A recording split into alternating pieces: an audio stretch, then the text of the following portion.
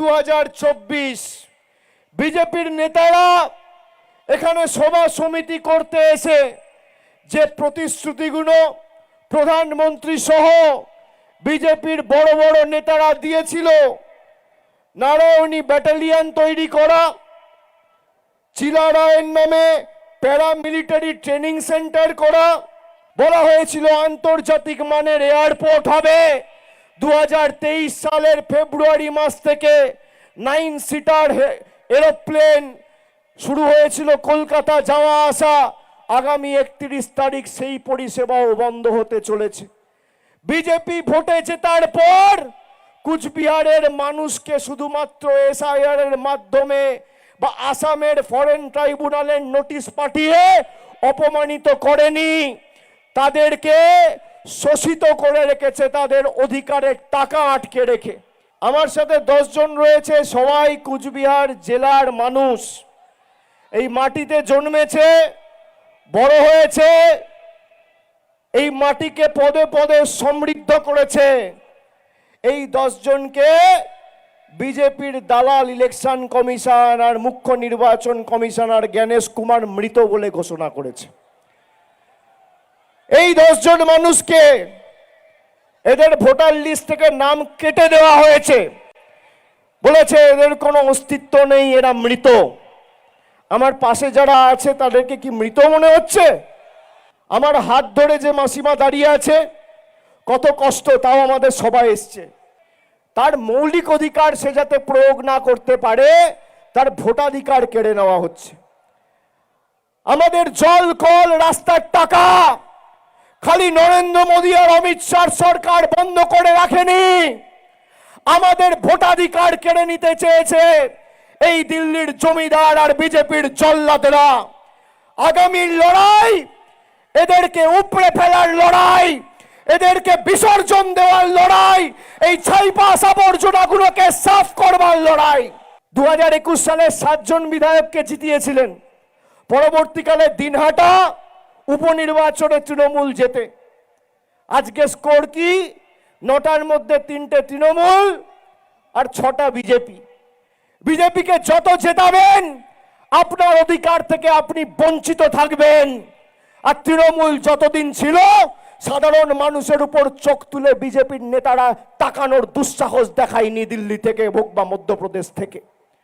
আমি কথা দিচ্ছি দিল্লি তৃণমূল কংগ্রেস যাবে।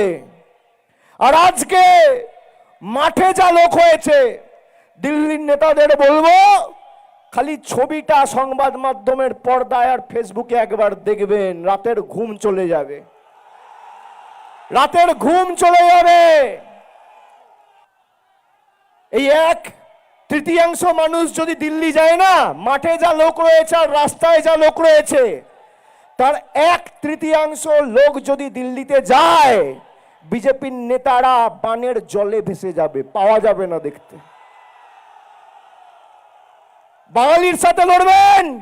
আমরা বাংলায় কথা বলে যদি বাংলাদেশি হই, নিশীথ প্রামাণিক, শুভেন্দু অধিকারী, দিলীপ ঘোষ, সুকান্ত মজুমদার, কি ভাষায় কথা বলো, কি ভাষায় কথা বলো? যখন জয় বাংলা বলবেন গর্ব করে জয় বাংলা বলবেন, এটা আমাদের ঐতিহ্য, আমাদের পরিচয়।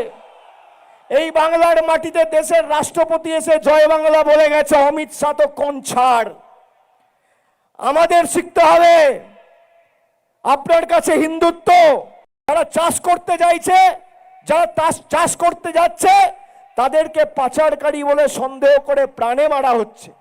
কে মারছে? বিজেপির অমিত শাহর অধীনস্থ বিএসএফ। তার প্রতিমন্ত্রী কে ছিল? এই লোকসভা কেন্দ্রের সাংসদ নিশীথ প্রামাণিক। আপনাদেরকে আমি কৃতজ্ঞতা ধন্যবাদ জানাই, কুচবিহারের মানুষকে আমি স্যালুট জানাই যে 2024 সালে 78,000-এর ব্যবধানে আপনারা তৃণমূলকে জিতিয়ে বিজেপির আবর্জনাটাকে দূর করেছেন। এবার 9টা বিধানসভার মধ্যে 6-3 নয়, 4-5 নয়, 7-2 নয়, 8-1 নয়, তৃণমূলের পক্ষে 9-0 করতে হবে। যে কটা আবর্জনা আছে একদম সাফ করতে হবে, সমূলে উপড়ে ফেলতে হবে। তবেই এরা শিক্ষা পাবে। আজকে যে উৎসাহ, যে উদ্দীপনা, যে উন্মাদনা আমার চোখে পড়েছে, কুচবিহার থেকে বিজেপিকে উপড়ে ফেলা শুধু সময়ের অপেক্ষা। আজকের এই সভা বিজেপির বিসর্জনের শুভ সূচনা।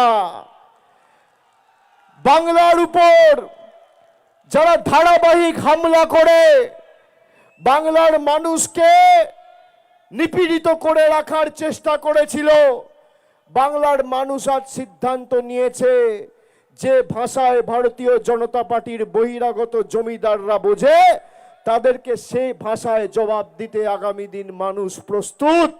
আমি আপনাদের কথা দিয়ে যাচ্ছি, আগামী দিন কুচবিহারের সার্বিক উন্নয়ন মামাটি মানুষের সরকারের দায়িত্ব। এবং এখানে যেমন নির্বাচিত প্রতিনিধিরা আছে, অভিষেক